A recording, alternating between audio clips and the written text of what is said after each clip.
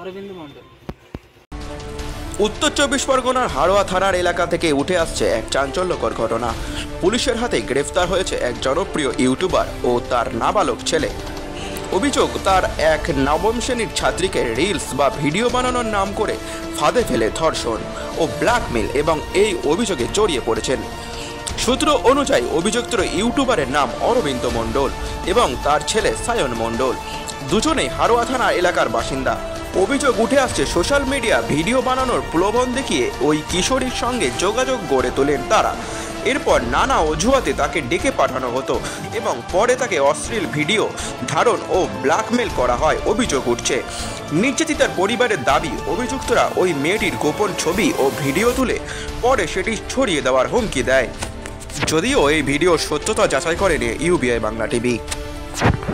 পরিবারটি অবশেষে সাহস সঞ্চয় করে হাড়োয়া থানায় লিখিত অভিযোগ জানায়। পুলিশ অভিযোগ পাওয়ার পর দ্রুত তদন্তে নেমে এরপর বৃহস্পতিবার রাতে অভিযান চালিয়ে ইউটিউবার অরবিন্দ মণ্ডল ও তার ছেলেকে গ্রেপ্তার করা হয়। পুলিশ জানিয়েছে তাদের বিরুদ্ধে পক্সো আইন এবং protection of child from sexual offence act এর অধীনে মামলা দায়ের করা হয়েছে। স্থানীয় সূত্রের খবর, অভিযুক্ত ইউটিউবারের ফলোয়ার সংখ্যা সোশ্যাল মিডিয়ার কয়েক লক্ষাধিক এবং তিনি নাচ, গান, ব্লগের মতো নানান ভিডিও করতেন। তবে পুলিশের তরফ থেকে জানানো হয়েছে অভিযোগগুলো তদন্তহীন এবং চূড়ান্ত সিদ্ধান্ত আদালতের রায়ের পরেই জানা যাবে। অন্যদিকে অভিযুক্তর পক্ষ থেকে সমস্ত অভিযোগ অস্বীকার করেছে বলে জানা গেছে।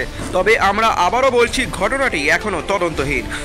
তাই নিশ্চিত তথ্য জানতে পুলিশ ও আদালতের পরবর্তী পদক্ষেপ দিকে নজর রাখুন। আপনারা দেখছেন ইউবিআই বাংলা টিভি।